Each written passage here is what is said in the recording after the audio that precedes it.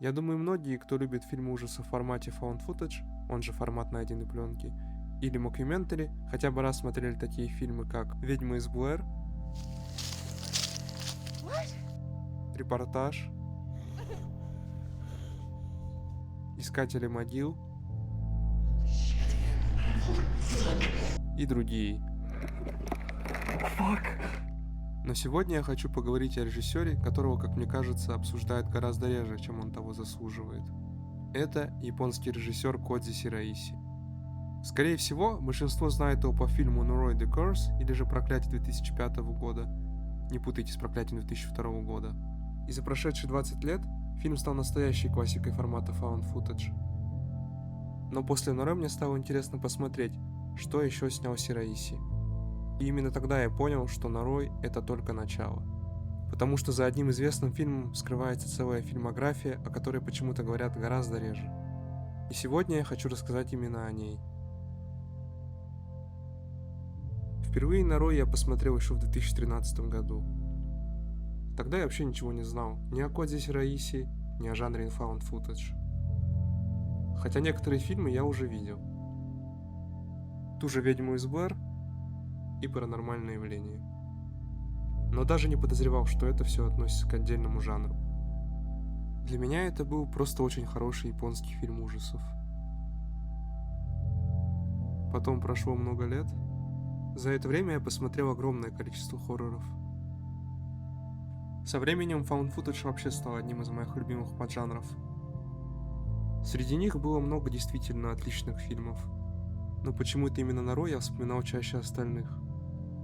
Более того, если кто-то спрашивал меня, какой хоррор стоит посмотреть, я почти всегда советовал именно его.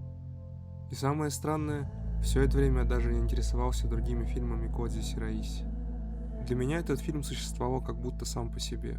Я даже не задумывался, что у режиссера есть другие фильмы. И, наверное, так было бы дальше, если бы однажды я не решил пересмотреть его. И именно во время второго просмотра я вдруг понял одну вещь. Все это время цеплял меня не столько сам сюжет, сколько то, как он рассказан. Потому что если пересказать его буквально в двух предложениях, он покажется довольно простым. Журналист Масафуми Кобаяси расследует несколько странных событий, которые постепенно начинают складываться в одну большую историю.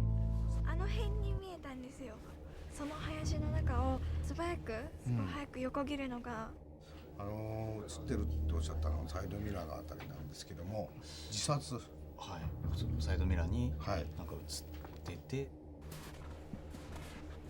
これさ、昔 Но сам фильм ощущается совсем иначе. Во время второго просмотра я вдруг понял, что его история не сколько рассказывается, сколько постепенно складывается у тебя в голове. Сначала кажется, что фильм только сильнее запутывает происходящее. Постоянно появляются новые люди, новые истории, これは全然違うんですよね。 новые странные детали. すごいたくさんいる気がする。待って待って待って待って待って待って待って。いや、見えるわけじゃなくて。 И первое время совершенно непонятно, что между ними общего. Но чем дальше продвигается расследование, тем больше начинаешь замечать связи между вещами, которые еще совсем недавно казались случайными. И в какой-то момент понимаешь, что расследование ведет уже не только Кобаяси. Ты тоже становишься его частью. И когда фильм заканчивается, расследование как будто не заканчивается вместе с ним. Именно это чувство осталось у меня после пересмотра Noroi. Тогда я и решил посмотреть, что еще снял Кодзи Сираиси. Следующим в списке оказался «Оккульт». И если честно, я ожидал примерно такого же фильма. Документальная съемка, расследование, какая-то мистическая история. В общем, фильм в похожем стиле. И первые 20 минут именно так все и выглядит. Фильм начинается с одного происшествия. Мужчина с ножом без видимой причины нападает на прохожих. И съемочная группа пытается разобраться, что вообще произошло. Нам показывают интервью, свидетелей, записи. И в этот момент мне показалось, что я примерно понимаю, каким будет этот фильм. Но постепенно фокус фильма смещается на одного из выживших, Сёхея Эна. И именно здесь я окончательно перестал понимать, куда вообще движется фильм. Не потому что стало скучно, а скорее наоборот. Стало интересно совсем по другой причине. Расследование постепенно отходит на второй план, и вместо этого мы начинаем просто наблюдать за жизнью Эна. ここ安いですからね、やっぱそれは解説かなんかを Съемочная группа остается рядом с ним, потому что надеется снять те странные явления, о которых он рассказывал. Но самое интересное для меня было совсем не это. Сираиси почти не пытается объяснить самого Эна. Он просто показывает его жизнь. Как он ищет работу, お世話になってます。はい。 как ночует в манго-кафе, как снимает странные вещи на камеру. Как постепенно начинает верить, что у него есть какая-то 君 миссия. の番ねっていう風にあの人から言われて。 По идее, это вообще не тот персонаж, за которым было бы интересно наблюдать. Он неприятный, он жалкий. Иногда кажется, как будто он вообще живет в каком-то своем мире. Наверное, именно здесь фильм начал цеплять меня еще сильнее. Не какими-то отдельными сценами, а тем, как постепенно менялось его настроение. Если честно, я до сих пор не могу назвать момента, когда фильм стал по-настоящему тревожным. Не было какой-то одной сцены, не было какого-то резкого поворота. Просто с каждой новой сценой напряжение становилось все сильнее. И в какой-то момент фильм уже ощущался другим, чем в начале. Практически незаметно. И еще мне понравилось, что фильм вообще не пытается выглядеть дороже, чем он есть. Спецэффекты здесь очень простые, иногда даже слишком. Но, если честно, мне это вообще не мешало. Потому что фильм работает за счет другого. За счет атмосферы, за счет постоянного ощущения, что происходит что-то странное. И это чувство становится сильнее, почти до самого финала. После просмотра я еще несколько дней возвращался мыслями к этому фильму. И все думал, что меня так в нем зацепило. Сначала я думал, что дело только в финале. Но потом понял, что дело явно не только в нем. И пришел к выводу, что больше всего мне запомнилось именно это ощущение постоянной тревоги. И я понял, что оно очень напоминает мне рассказы Лавкрафта. Не потому, что фильм буквально на них похож, а потому что оставляет очень похожие ощущения. Ощущение, что за происходящим скрывается что-то, чего человек просто не способен понять. Тогда это была всего лишь мысль. Но уже потом я наткнулся на интервью Сираиси. В нем он рассказывал, что вдохновлялся Лавкрафтом. И тогда я понял, что ощущение возникло не случайно. Более того, позже я начал замечать, что некоторые идеи из оккульта Сираиси будет возвращать и в других своих фильмах. Но есть одна деталь, которая все это время буквально находилась перед глазами. Оператором в фильме был Кодзи Сираиси. И чем дальше развивается история, тем больше он становится не просто оператором, а одним из ее участников. И как позже оказалось, это далеко не единственный раз, когда Сираиси появляется в собственных фильмах. Обычно в роли оператора, который становится частью истории. И это одна из тех деталей, которые начинаешь замечать только спустя несколько фильмов. Есть в оккульт и еще одно небольшое камео. Человека, который помогает расшифровать найденные символы, играет Киёси Куросава. Это тоже известный режиссер японских фильмов ужасов, один из его фильмов «Пульс» 2001 года. Мне всегда нравятся такие детали, они никак не влияют на сюжет. Но когда начинаешь узнавать людей в кадре, фильм начинает раскрываться немного по-другому. После «Оккульт» мне было интересно посмотреть не просто следующий фильм, хотелось понять, что еще объединяет фильмографию Сираиси, какие идеи он возвращает снова и снова, какие детали я еще не заметил. Потому что оказалось, что некоторые вещи не заканчиваются вместе с титрами одного фильма. Они неожиданно продолжаются уже в следующих. Потом был «Культ». Несмотря на похожее название, с «Оккультом» он никак не связан. На этот раз телевизионная съемочная группа приезжает в дом, где происходят странные вещи. Вместе с 3 актрисами и священником они собираются снять передачу о семье, которая просит о помощи. 彼女には帰ってもらった方がいいでしょう。江戸にいてもらってみんなに悪い影響が出ると大変ですからね。Но довольно быстро мое внимание привлек один странный персонаж. Его зовут Нео. Он ведет себя так, будто уже знает, чем все это закончится. 別に Пока остальные только пытаются разобраться в происходящем. И почему-то именно такие персонажи всегда становятся одними из самых запоминающихся. Дальше меня уже ждала серия Сенрицу Кайки Файл Кавасуги или же серия ужасающих материалов. И именно там все стало намного масштабнее. На данный момент серия уже состоит из 10 фильмов и нескольких короткометражек. Первые части начинаются как отдельное расследование японских городских легенд.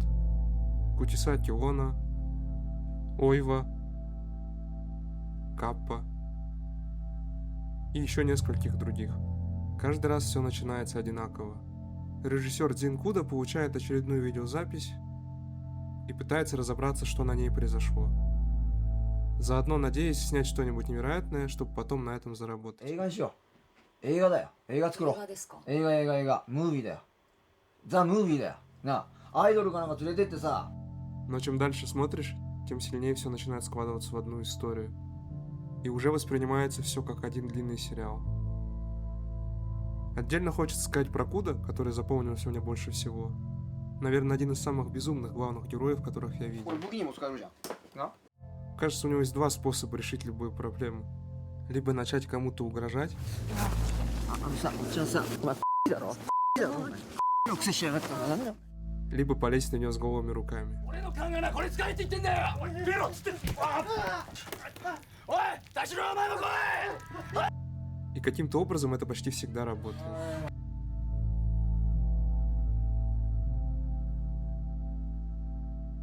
Еще во время просмотра я обратил внимание, что Кодзи Сираиси снова появляется в кадре. На этот раз он играет оператора Тасиру. Ну и сначала я не придал этому никакого значения, пока не добрался до финальной главы. Она так и называется – Final Chapter. Здесь без важного спойлера не обойтись. Там неожиданно появляется Эно. Тот самый Эно из Оккульт. Но удивило меня даже не это, а то, что в какой-то момент он обращается к оператору не по имени Тасиру, а к Сираиси. 後悔してんのか白石君。田代ですけど。 На секунду я просто завис и поставил фильм на паузу. До этого все еще можно было списать на авторский стиль, странные персонажи, похожие приемы. Но один и тот же герой совершенно другой серии фильмов, это уже выглядело совсем по-другому. После этого вопросов стало только больше. Я полез искать информацию и довольно быстро наткнулся на схему, которую собрали зрители на Reddit. На первый взгляд она выглядела просто огромной. Фильмы, короткометражки, какие-то связи между ними. И стало понятно, что впереди меня ждет еще много находок. Поэтому я решил посмотреть несколько фильмов, которые встречались на этой схеме. Первым был Широме. Для меня сам фильм оказался послабее, чем предыдущие. Но смотреть его я начал уже совсем по-другому. Здесь Сираиси снова появляется в кадре. 皆さんですね、メジャー第一弾シングルのですね、ヒットを受けまして。 Только на этот раз он уже снимает настоящую японскую айдол-группу Momoro Clover. И здесь впервые появляется рассказчик, которого можно будет позже увидеть в серии Кавасуги. ここ日本にあるさまざまな廃墟。僕についてどのようにお考えになられますか。そうですね、僕は Но именно тогда я заметил, что повторяются не только персонажи. Повторяются сами идеи и роли, к которым Сираиси постоянно возвращается. Следующим оказался Murder Workshop. Здесь снова я встретил Эна.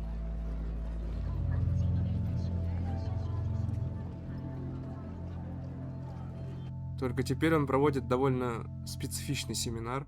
ここに集めたのは誰かを殺したいっていう強い意志を感じたやつだけや。 Что интересно, это уже не found footage. К тому моменту Сираиси уже успел снять и обычные художественные фильмы, например, Садако vs. Каяко. Но даже меняя формат, он все равно продолжал возвращаться к уже знакомым персонажам. Потом был A Record of Sweet Murder. Тут, кажется, впервые действие происходит не в Японии, а в Корее. Оператором снова оказался Тасиро, тот самый оператор из серии Кавасуги.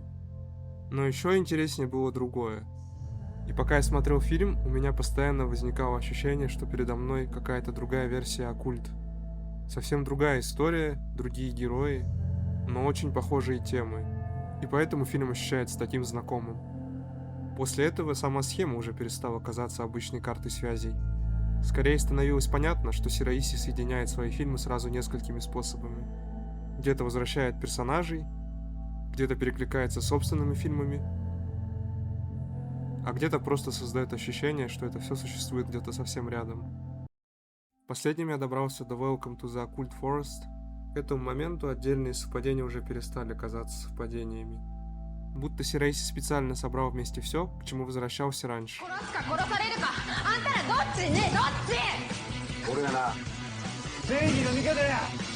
名前なんて言うんですか？ねえよ。俺が傑作です。絶賛傑作撮影中です。 Есть даже прямая отсылка к «Оккульт». В одной из сцен персонажи обсуждают фильм Сираиси «Оккультизм». そうそう第108個脚本ですかこれ、はい、13年かけて書いた脚本で。 В итоге я вообще перестал пытаться понять, что здесь является прямым продолжением, а что просто новой вариацией старых идей. Потому что ответ, если честно, оказался уже не так важен. Гораздо интереснее было в очередной раз узнать знакомого героя или неожиданно узнать идею, к которой Сираиси снова решил вернуться. Ведь именно с этого все и началось, с одного знакомого лица, которое неожиданно появилось в совсем другом фильме. А потом уже и сам незаметно втянулся в это расследование. Позже я снова вернулся к тому самому интервью с Кодзи Сираиси, и одна его мысль неожиданно объяснила почти все. Он рассказывал, что сначала просто возвращался к уже знакомым именам и мифологическим образом, а потом это само собой превратилось в нечто вроде собственной киновселенной. Даже сам Сираиси сравнил ее с Marvel и DC. Честно говоря, когда я начинал смотреть на Рой, я совсем не ожидал, что все закончится именно так. Я просто хотел посмотреть еще один хороший хоррор. А в итоге незаметно для себя провел несколько недель, собирая по кусочкам целый мир Кодзи Сираиси. И, наверное, именно из-за этого его фильмография мне так запомнилась. Если этот ролик заставит кого-то открыть для себя фильмы Кодзи Сираиси, значит все было не зря.